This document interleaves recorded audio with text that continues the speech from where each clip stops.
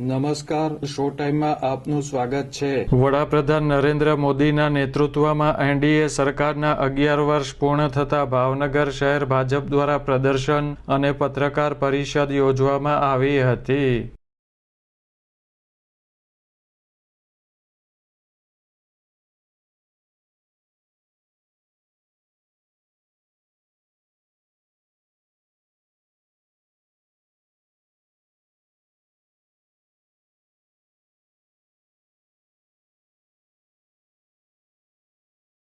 ભાવનગરના અટલ બિહારી વાજપેયી હોલ ખાતે યોજવામાં આવેલ પ્રદર્શનને ભાજપના પદાધિકારીઓ અને આગેવાનોએ નિહાળ્યું હતું।